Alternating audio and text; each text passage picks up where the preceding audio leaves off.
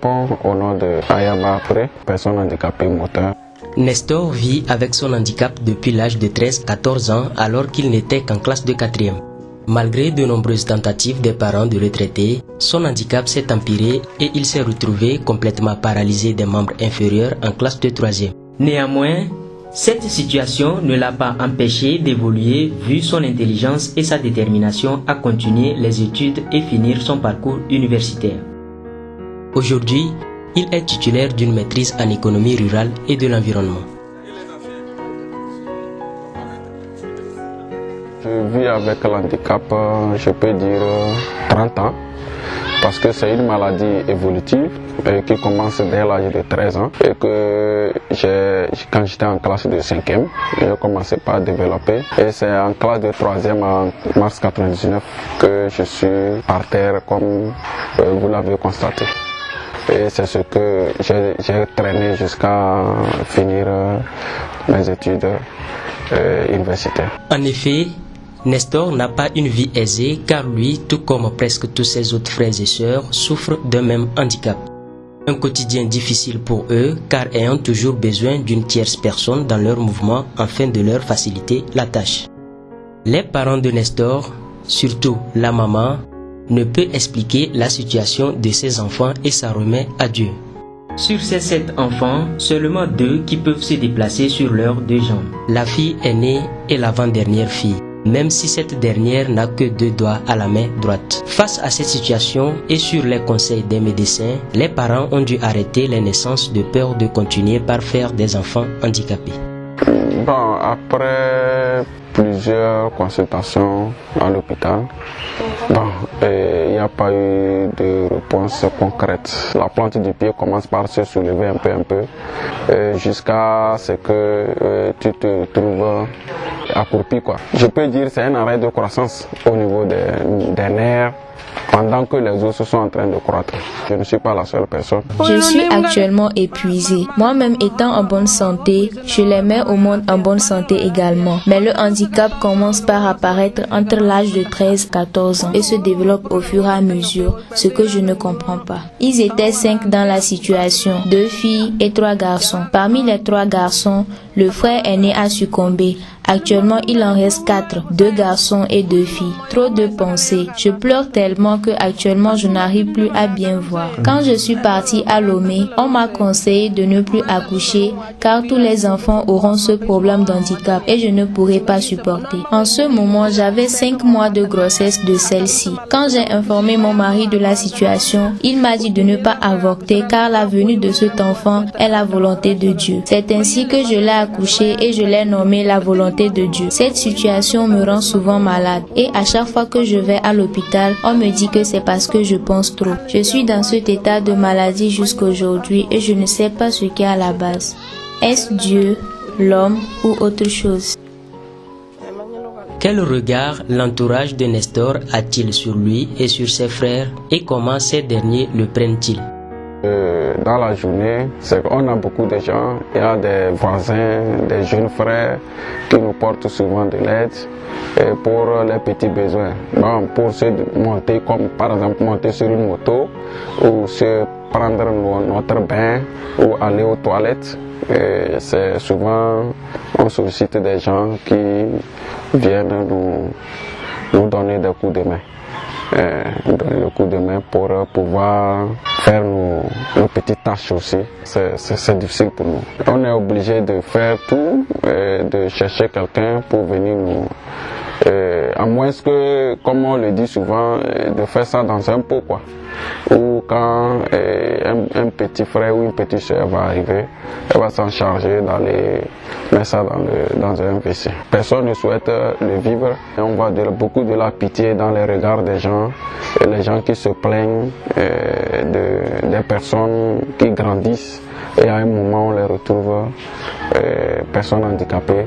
Je peux dire que c'est beaucoup de la pitié que les gens manifestent envers nous. J'ai appris à grandir un peu mentalement, surtout après mon cours de philosophie en terminale. J'ai pris ça sous l'angle tout ce que Dieu fait est bon. Et c'est ce que j'ai dû inculquer à mes frères et jeunes frères. Et c'est ça qui nous fait avancer. Et je viens à dire que on arrive parfois même à prendre notre état, même à s'amuser avec quoi. À faire des blagues avec. Bon, on accepte à vivre avec quoi. Parce que ça ne sert à rien de se plaindre. Le mal est déjà fait. Malgré le regard discriminatoire de son entourage et de la société, Nestor n'a pas abandonné ses rêves. Deux activités essentielles retiennent son attention: la répétition des enfants dans sa communauté où il vit et l'organisation des activités génératrices de revenus avec les femmes de son village regroupées en association. Après son baccalauréat série scientifique, voyant les difficultés des élèves dans son quartier, Nestor décide de les regrouper pour les renforcer dans les matières scientifiques, à savoir maths, physique et dans les sciences de la vie et de la terre SVT. Avec la compréhension, la satisfaction des parents et aussi la complicité de ses élèves que Nestor appelle affectueusement ses enfants, il parvint à l'un de ses objectifs, celui de contribuer à la réussite scolaire des enfants et aussi se faire un peu de sous pour ses déplacements. Je suis allé pour qu'on m'explique, je suis un grand frère pour qu'il m'explique un exercice de mathématiques et il m'avait mal accueilli. J'ai eu l'idée d'évoluer beaucoup en sciences. Et après mon baccalauréat, j'ai dit, mais avec ce bagage que j'ai, la mention énorme que j'ai eu à obtenir, j'ai dit, le fait de le garder, ça ne serait plus à rien, puisque c'est nous, personnes handicapées, les jeunes du quartier, les petits frères qui viennent nous aider. Et c'est là où l'idée m'est venue de créer des petits cadres d'encadrement, des petits enfants pour les amener à aimer aussi les sciences. Et en fait, m'occuper quoi, en attendant de trouver une autre activité professionnelle. Voyons ensemble comment Nestor mène ses répétitions avec ses élèves. Quelles sont les méthodologies et stratégies adoptées? Comment arrive-t-il à mobiliser autant d'élèves et quelle opinion ces derniers ont de leurs répétiteurs? Quelles sont les difficultés rencontrées? Je suis avec mes enfants pour les révisions. Je suis en train de contrôler le travail de mes enfants. Quand ils arrivent, souvent je suis à l'intérieur, ils s'installent et ils débutent le travail. Un vient chercher mon tabouret, l'autre vient me chercher. Et quand j'arrive, je m'assois. Bon, il y a des promotions passées qui arrivent aussi pour m'aider, pour aider leurs petits frères dans le travail. Donc quand je viens, eux ils sont en train de travailler avec eux. Moi je m'assois, je contrôle ce qu'ils font. Et je leur laisse et je les supervise durant tout le temps qu'ils seront en train de travailler. Et les générations passées en témoignent. Et quand ils en témoignent, ça va de bouche à oreille. Et c'est comme ça que les parents m'appellent et me confient leurs enfants. Et d'autres enfants eux-mêmes viennent d'eux-mêmes pour solliciter un encadrement. Bon, c'est comme ça. J'ai commencé avec un élève de seconde CD et un élève de terminale. Et mon tout premier élève. Actuellement, lui, il est ingénieur des travaux. Celui de seconde, l'année là, est un directeur. Et c'est après ça que j'ai continué par encadrer les enfants pour partager le peu que j'ai dans la tête. Quand je prends une promotion en 6e, je la suis jusqu'à, si possible, arriver en terminale. Je dois finir avec la promotion avant de venir continuer. J'enseigne les enfants la collaboration.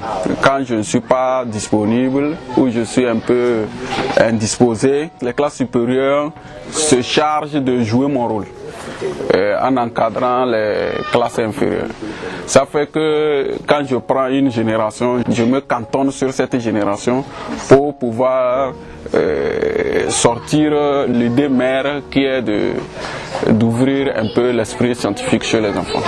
Et ici, je mise beaucoup sur les matières scientifiques comme mathématiques, les sciences physiques et la SVT. Les trois matières, c'est les matières mères d'ici. Mais si les autres matières, anglais, histoire et tout, s'il y a des difficultés chez les enfants, ils expriment. Et c'est en ce moment que je vais faire appel à un de leurs frères aînés qui maîtrise bien la matière et il viendra prendre quelques séances pour les entraîner comment s'en sortir sur les matières qu'ils n'arrivent pas à assimiler. Souvent c'est 7 sur 7, lundi, mardi, mercredi, sauf vendredi où je ne travaille pas pour essayer de reposer ma tête. À part vendredi, tous les jours on travaille. Les jours ouvrables c'est de 18h à 22h. Mais samedi, c'est de 7h à midi et 14h à 20h. Dimanche, on travaille à partir de 15h jusqu'à 20h. J'ai commencé en classe de première au début de la rentrée. Ici, le travail se passe bien. Nous sommes nombreux, donc ce qui fait que chacun apporte ses connaissances. Monsieur nous laisse nous-mêmes travailler. Donc quand on travaille, on ne comprend pas nécessairement, on va, on s'apporte de monsieur. Il nous explique et on revient pour trouver la solution au problème. Je me sens bien avec monsieur. Et moi, je trouve monsieur un homme courageux. D'abord, il est handicapé. Et puis le travail qu'il fournit, bon, moi, ça m'a étonné. La première fois que je l'ai vu, je me suis demandé, est-ce celui qui va nous répéter? Bon, ça m'a étonné puisqu'il est handicapé. Mais à voir ce qu'il a comme connaissance, on voit que c'est un grand homme, malgré son handicap. Pour les personnes en situation d'handicap, je leur conseille de suivre l'exemple de notre monsieur, de ne pas se laisser faire, de donner aussi ce qu'ils ont. J'ai commencé avec notre papa, monsieur, quand j'étais en classe de la première en 2018. Aujourd'hui, je suis en première année de licence finance comptabilité audit. Et j'ai suivi une amie qui venait aussi. Quand ça arrive au moment des examens, le monsieur nous partageait des travaux à faire. Et au fur et à mesure que le travail avance, monsieur nous suivait aussi petit à petit. Le premier jour que je suis arrivée, j'étais étonnée. Je me disais, oh, ma camarade, elle autre ne m'avait pas dit que c'était comme ça. Et je vois un monsieur par terre qui veut nous aider. Je ne suis pas gênée par l'handicap de monsieur. On ne regarde pas l'apparence d'une personne pour pouvoir travailler avec lui, mais c'est la connaissance qu'il partage avec nous qu'on regarde et qu'on le suit. Bon, je suis venu ici chez monsieur en classe de première. Bon, j'ai suivi ma soeur qui était ancienne ici aussi. Actuellement, j'ai déjà eu mon bac avec mention très bien. C'est pas quand on est handicapé qu'on va dire que bon, c'est fini pour nous. Il y a certains, ils ont de la connaissance, mais ils se disent que comme ils sont handicapés, ils ne veulent pas mettre ça en valeur. Donc il ne faut pas regarder son handicap pour dire qu'on ne peut rien faire. Moi, je suis ici depuis tout petit. Parce que, au fait, c'est mon oncle quoi. Donc depuis que je suis né, je suis avec lui. Donc son handicap, ça ne me gêne pas parce que de toutes les façons, on aura ce qu'il veut nous donner. Quand ils viennent au départ, certains, quand ils arrivent, bon, ils ne s'entendent pas peut-être avoir quelqu'un comme moi qui va les encadrer. Mais avec le temps et les conseils, les parler, je deviens en fait une source d'inspiration pour eux. Ça donne au travail pour mieux faire et me prouver qu'ils en sont capables, quoi. Donc sur ce point, c'est au fur et à mesure que cela se met en place. Dès le départ, beaucoup se sentent un peu coincés, frustrés d'avoir un répétiteur, peut-être qu'ils n'arrivent pas à écrire au tableau, un répétiteur, bon, mais avec le temps, ils comprennent que leur avenir leur appartient, quoi. On ne n'est pas génie, mais on le devient. Donc c'est à eux de lutter pour devenir leur propre génie, quoi. Eux-mêmes, ils savent dans la situation où se trouve leur papa ou bien est leur papa, parce que je les appelle souvent mes enfants et ils répondent monsieur. Bon, ils ne sont pas trop gênés parce que eux-mêmes, en voyant l'engouement qu'ils ont par rapport au travail, l'engouement qu'ils ont pour faire des réussites, ils sont enthousiasmés quand je suis souvent à leur côté. C'est pourquoi vous voyez, tout le monde est concentré. Quand on se retrouve un peu en groupe, on a un peu les problèmes de table-banc pour pouvoir faire asseoir tous les enfants. Bon, voilà la preuve. D'autres sont debout. Et au niveau des craies, on se cotise. Le matériel à utiliser, on se cotise avec l'aide de certains parents où on arrive à réunir les fournitures quoi, pour pouvoir exercer notre activité. Ici, je peux appeler ça ici troisième lieu parce que le premier lieu était dans la cour. J'avais fait un tableau là-bas. Compte tenu du nombre, j'ai fait un apatam. Lui, il est en paille qui commence par partir. Et c'est à partir de novembre 2021 que j'ai eu l'idée de fabriquer ce que vous voyez pour mettre les enfants un peu à l'abri de la pluie, quoi. On a besoin un peu des tables bancs pour faire asseoir tous les enfants et peut-être nous améliorer la patame parce que quand il pleut, ça coule un peu sur nous, quoi. Et des tableaux aussi, les tableaux qu'on a accrochés, l'eau nous embête. C'était lors de son séjour au village que Nestor a constaté qu'il n'y avait aucune initiative de développement et aussi que les femmes de son village faisaient un long chemin avec du charbon pour aller le livrer en ville.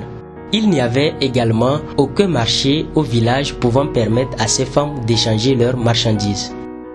Il entreprit alors de former ces femmes en une association dénommée Union des femmes de canton d'Anima, créée en novembre 2019 après une assemblée générale. Nestor apprend à ces femmes comment gérer leur activité génératrice de revenus et aussi les fonds qui y sont issus. Mon village est un peu très loin de Felgou, mais les femmes se peinent avec assez de charbon sur la tête pour parcourir plus de 15 à 20 km pour le vendre dans le marché de Niamtougou. Bon, c'est ça l'idée m'est venue d'instaurer un truc sous forme d'une association ou d'une union et les apprendre à avancer en groupe pour qu'ils puissent bénéficier de beaucoup de choses. Nestor a même réussi à gagner la sympathie des autorités de sa commune qui ont décidé de l'accompagner en ouvrant un petit marché dans le village et en dotant le village d'eau, de forage, en attendant de voir d'autres problèmes encore pendant. Nous avons également décidé de suivre Nestor dans son village et le voir dans ses activités avec les femmes. Nous avons eu la chance de rencontrer Madame le maire, marraine de son association, et aussi un soutien inconditionnel de Nestor. C'est une ambiance digne de celle des jours de marché. Notre enfant Ayaba Après a remarqué que les femmes d'Anima souffraient trop et ne savaient pas comment se prendre pour avancer dans leurs activités. C'est ainsi qu'il a eu l'idée de les regrouper en association afin de leur ajouter des connaissances. Les connaissances qui leur seront utiles. Lors d'une réunion, il a demandé aux femmes de se regrouper en association afin de commencer une activité génératrice de revenus. Ne sachant pas quelle activité faire, il nous a conseillé de collecter le charbon dans les bassines et remplir les sacs afin de les revendre. Il nous partage l'argent issu de la vente de ces sacs de charbon. L'argent partagé nous a permis de commencer de nouvelles activités génératrices de revenus telles que la vente du maïs, du mil, du sorgho et autres choses. Tout ça, c'est grâce à Après. Grâce à Après, nous avons fait une délégation de femmes pour aller voir Madame le maire à Défalé afin qu'elle nous construise un marché. Elle nous a construit un marché dans lequel nous menons nos activités génératrices de revenus. Elle a fait l'effort de nous fournir 2 hangars sous lesquels nous faisons notre marché. Nous ramenons le charbon de quartiers différents pour remplir les sacs. Lorsque tous les sacs sont remplis, Après les amène en ville pour la vente. Nous souhaitons que Après ait toujours la force nécessaire pour amener ces sacs en ville, les vendre et nous ramener l'argent. Lorsque tu as un problème de santé ou n'importe lequel, cet argent peut te servir à le résoudre. Quels que soient les problèmes que tu rencontres, cette activité initiée par Après peut t'aider à les résoudre. Je suis dans ma 3e année. C'est louable, l'effort est louable. Actuellement, on a gagné, on a allé au niveau de la mairie, commune 2 de Felgou, où solliciter que la maire soit la marraine de l'association des groupes. C'est ce qui fut fait, elle a accepté, elle participe même aux réunions ordinaires, quoi. Finalement, on a réussi à avoir un marché, on a réussi à avoir de l'eau, un forage au village, ce qui n'existait jamais. notre frère qui l'a initié, il est handicapé. Donc nous sommes déjà fiers de lui parce que il a pu imaginer cette façon d'organiser les femmes malgré son handicap. Donc dès les premiers jours, quand nous sommes arrivés, on a vu qu'il fait du bon travail. Les femmes étaient là et nous avons été impressionnés par le fait que ces femmes l'écoutent. Et elles sont très attentives à ce qu'il dit. Donc et déjà, ça nous a permis de nous aussi d'avoir confiance au groupe et de s'y lancer. Quand elles ont des réunions, nous participons pour leur donner des conseils pour que le groupe puisse avancer. Dans un premier temps, ils étaient juste quelques groupes, mais le mouvement, l'engouement a fait que toutes les autres femmes des quartiers se sont mises en groupement. Et aujourd'hui, je crois que nous sommes à 6 ou 7 groupes comme ça et ça continue. Cette organisation avec notre frère Abré, il nous a toujours émerveillés. Avant même que Madame le maire descende ici à Lima, il a fait venir une délégation des femmes à la mairie. Cette délégation a exprimé clairement qu'elle voudrait que Madame le maire soit leur marraine pour leur organisation des activités génératrices de revenus. C'est pourquoi vous auriez pu entendre là Madame le maire dire qu'elle a elle-même son carnet de cotisation avec elle ici. Et pour prouver à Madame le maire qu'elles peuvent vraiment avancer si on leur donnait un coup de pouce, elles ont rapidement érigé des apatams. Malgré les difficultés, elles ont érigé les apatams. Et toujours avec les conseils et le guide de notre frère Ayaba après. Une sorte de tontine a été créée au sein de l'association où les femmes cotisent une petite somme à chaque rencontre de la semaine. Bien apprécié et admiré dans son village, Nestor bénéficie d'une attention particulière de la part de ses collaborateurs qui n'hésitent pas à l'assister dans ses déplacements et dans d'autres situations nécessaires à la bonne marche de l'association. Lors d'une réunion, chaque femme est censée arriver avec une cuvette de charbon pour le rassemblage et en vue de commercialiser, pour créer un fonds de roulement pour leur association. On a créé des AGR, mes frères et moi, on a créé des AGR par quartier et chaque quartier a choisi une activité économique propre à elle. Et pour avoir besoin de financement, on a dû créer une collecte de charbon pour avoir le fonds de roulement.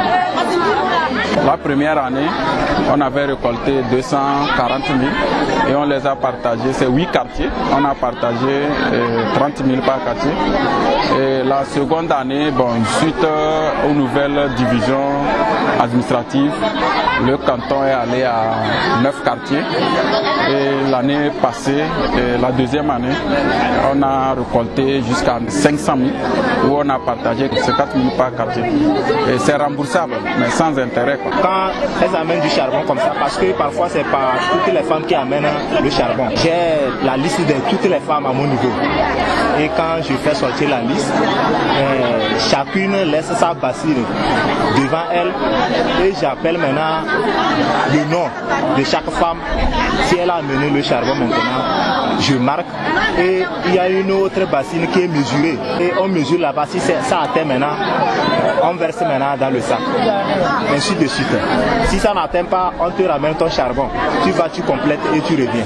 Maintenant, quand tout finit maintenant, je marque maintenant le nombre de sacs. Tout ça là, on prend ça, on garde à l'abri pour maintenant chercher une acheteuse maintenant pour venir acheter pour qu'on puisse faire entrer l'argent dans la caisse. Nous avons constaté qu'en épargnant, on économise. Voilà. Donc c'est ce que vous avez vu faire de l'autre côté. Il y a la phase d'entretien pour voir qu'est-ce qui se passe dans chaque groupe local de quartier. Et suite à cette discussion, ensemble on a eu l'idée d'aller vers notre commune qui nous a écoutés et nous offrir cette place pour avoir la place du marché. Et cette place du marché, tout récemment, la mairie est venue nous offrir les hangars. Et cette place du marché doit être entretenue. Et c'est comme ça aussi de temps en temps. Des fois on sort quand il y a un peu désert, on sort avec toute la population sort et se met à l'œuvre pour mettre au propre la place du marché. Ici, vraiment, le marché est un peu éloigné de la source d'eau.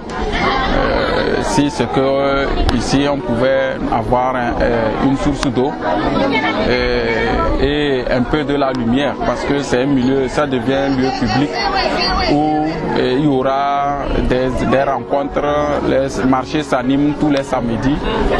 On a besoin de la lumière et de l'eau. C'est que là où la femme reste, il faut de l'eau. Et un peu avec le milieu qui est un peu un milieu producteur du charbon. Si la route était accessible pour que les communes ou bien les localités environnantes, les commerçants puissent venir vers elles, ça va créer un bon développement du milieu. Quand on quitte souvent pour venir à la rencontre des femmes, franchement on souffre avant d'arriver. On souffre vraiment. Parce que sur la moto c'est pas facile. C'est pas facile. À tout moment il faut faire des escales pour pisser, il faut faire tout et le refaire remonter jusqu'à qu'on arrive ici. Mais bon, on arrive à gérer. Pour nos rassemblements, à la fin de chaque réunion, on fixe une autre date pour la réunion. Donc aujourd'hui les marchés s'animent les samedis. Aujourd'hui, comme il y a une réunion, à chaque réunion c'est comme ça. C'est comme ça on vient, on fait, puisqu'on ne peut pas venir juste s'asseoir, faire des choses et partir. Après il faut être en joie et comme je le dis toujours, on ne vit que maintenant, quoi. Nestor est devenu une source d'inspiration pour sa communauté. Les femmes et ses collaborateurs profitent à l'issue de cette rencontre pour lui exprimer leur reconnaissance pour tout ce qu'il fait. Tout en tirant les conséquences de l'abandon des enfants handicapés, ils émettent le souhait de plaider pour l'amélioration des conditions de travail de leur chef Nestor, entre guillemets. Vu l'état de grand frère, tel que nous sommes ici, on est en train de le constater, tout le monde prie et tout le monde l'encourage pour tout ce qu'il a entrepris. L'initiative qu'il a faite, vraiment c'est louable. Pourquoi? Il y a les gens handicapés. Il y a les gens physiquement qui marchent sur leurs deux pieds, mais ils n'ont pas réussi à faire ce que lui, il a fait. Donc, tout ce qu'il est en train de faire, et ça a motivé tout le monde. Donc, toute la population prie et on encourage ceux qui sont handicapés dans le village à aller à l'école pour que un jour les autres ils puissent faire le même travail que lui il est en train de faire aujourd'hui. Malgré son handicap, il a fait un effort pour qu'on ait le marché. Maintenant que nous avons le marché, on prie Dieu qu'il nous donne les moyens nécessaires afin que nous puissions lui trouver un moyen de déplacement et qu'il vienne nous rendre visite plus souvent. Nous étions en train de penser aller voir notre maman là afin qu'elle puisse, si possible, nous trouver un vélo pour que nous puissions trouver quelqu'un qui va l'amener souvent, afin qu'il puisse souvent assister aux réunions pour l'avancement de notre communauté. S'il a toutes ces idées de venir nous aider, c'est parce qu'il est parti à l'école. Si tu es handicapé, laissé à la maison, tu ne peux rien faire. Même si tu as un enfant handicapé et que tu n'as pas les moyens, efforce-toi de l'amener à l'école, car au fur et à mesure qu'il avance, il aura des connaissances qu'il pourra partager avec sa communauté. La personne pourra partager ses connaissances soit avec ses parents, soit ses amis ou toute la communauté. Si tu le négliges, disant qu'il est handicapé, il n'aura aucune connaissance à partager avec ses proches. Même sans vélo, vous pouvez le porter au dos pour l'amener à l'école. Les personnes en situation de handicap sont très intelligentes et arrivent à retenir vite ce qu'elles apprennent de leurs enseignants. Donc, amener une personne en situation de handicap à l'école, c'est aussi développer sa communauté. C'est dans une association qu'on acquiert toutes les connaissances. Si tu n'es pas dans une association et tu es dans ton coin, tu n'auras aucune connaissance. Tu n'auras aucune connaissance qui peut t'aider à avancer. Nous lui disons infiniment merci pour tout ce qu'il a fait pour notre communauté et nous lui demandons de transmettre ses remerciements à notre maman là, qui est Madame le maire. Nestor exprime ici son amour pour son canton et son attachement à son village vu sa situation géographique, son climat et toutes ses activités. C'est beau à vivre ici, c'est beau à vivre et vu l'initiative et le développement à la base qui se construit maintenant, j'appelle tout le monde à venir exercer et donner un coup de main à la population qui veut vraiment vivre comme d'autres localités, quoi. Ça fait beau à vivre, le climat, l'accueil et l'ambiance comme vous le vivez. J'espère que vous aussi, vous n'aurez pas envie de repartir aujourd'hui. Donc nous vous invitons à venir de temps en temps ou à parler autour de vous pour que les gens viennent découvrir notre village. C'est un village au milieu de 4 ou 6 montagnes. Nous sommes pratiquement dans la vallée. Il garde beaucoup d'espoir pour tout ce qui est entrepris malgré les difficultés qu'il rencontre. Dans ma communauté maintenant, du plus petit au plus grand, on connaît mon petit nom. Parce que je les ai appris, quand j'arrive je parle, et quand il y a du bruit, je mets un cri en disant Anima Parta et tout le monde répond Nyamta. Anima Parta là signifie dans le groupe d'animaux et elles répondent Nyamta. Nyamta veut dire le respect. Donc dans le groupe d'animaux, répondent respect. Et du plus petit au plus grand au village maintenant. On connaît le petit nom après qu'ils ont pris comme maintenant un slogan au village. Donc même ils m'ont surnommé même chef. Les femmes m'appellent leur chef. Tu ne peux pas vouloir aider ta communauté et lui réclamer ton déplacement. Ou bien tu ne peux pas vouloir aider ta communauté et arriver maintenant, c'est eux qui doivent te payer le retour. Bien, donc, je suis obligé de mettre la main par rapport au soutien des parents des enfants lors de mes activités avec mes enfants. Le peu que les parents me donnent, j'investis dans cet ordre pour pouvoir faire des va-et-vient. Vu mon état aussi sur la moto, c'est pas parce que le chemin n'est pas praticable. Il y a beaucoup de difficultés que je traverse, surtout en moto, pour atteindre ma localité. Vraiment, si il y avait un soutien à demander, c'est par rapport à mon déplacement pour que mon déplacement soit un peu aisé et en sécurité, parce que tout le monde est conscient sur les difficultés et les risques que courent sur nos routes africaines maintenant avec la circulation. Nestor pense à raison que malgré les efforts faits par l'État, les associations et aussi certains organismes, aussi bien nationaux qu'internationaux, la personne handicapée n'est pas encore bien intégrée, car victime de discrimination et du mauvais regard des autres. Il invite les parents à avoir une attention particulière envers leurs enfants handicapés. Et en s'inspirant de son propre exemple, Nestor exhorte les personnes handicapées à ne pas baisser les bras et sombrer dans une mendicité que nous remarquons tous dans nos coins de rue, car pour lui, le handicap c'est dans la tête. Ce n'est pas de notre faute de n'être handicapé, mais ça sera de notre faute si nous quittons ce monde handicapé. J'ai fait de multiples concours et on a toujours dit que lors d'un concours, on prend les personnes handicapées ont un quota. Depuis 2008, j'ai tenté plusieurs concours, mais c'est vain, c'est resté lettre morte. Je ne sais pas, parce qu'on doit me voir physiquement, ou bien c'est ça c'est pour, j'aimerais que l'État puisse un peu revoir ça. Oui, j'ai été victime d'une discrimination et c'est C'est lors du premier concours de l'OTR où j'ai été appelé jusqu'à l'interview. Et lors de l'interview, il y a une question que je n'oublie jamais. Et quand je suis rentré, on ne m'a même pas salué, parce que ma manière de rentrer était dans une chaise, les chaises de bureau que j'ai sollicité pour pouvoir traîner un peu, m'approcher d'eux. Et je me rappelle, on m'a posé la première question, sans même me dire bonjour. Qu'est-ce que toi, comme ça, tu penses nous donner?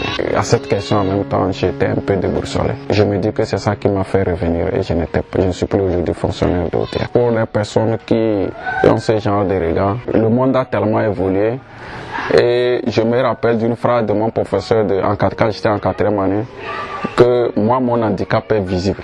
Mais les autres qui tentent de ne pas s'approcher de moi ou qui ont un regard un peu négatif, eux, leur handicap est invisible. Et à tout moment, ils peuvent aussi avoir cet handicap visible, donc de me soutenir. Moi, je renvoie ça à ceux qui n'ont pas eu la chance d'entendre cette phrase-là. Moi, pour moi, invisible. Mais vous qui êtes sur la plante de vos pieds, c'est invisible. Mais ça peut à tout moment ressurgir. Mais je ne le souhaite pas pour vous, mais il faut que la symbiose soit toujours dans la communauté. C'est de ne jamais s'apitoyer sur leur sort. L'handicap est mental. Et quand tu ne prends pas ça sur le plan positif, tu vas toujours te sentir inférieur aux autres. S'il y a des parents qui ont des enfants handicapés, d'amener ces enfants à prendre soin d'eux, de faire des efforts, de ne pas se laisser abattre parce que je suis ceci, je suis cela. Ce mot de fin, j'insiste beaucoup sur ça.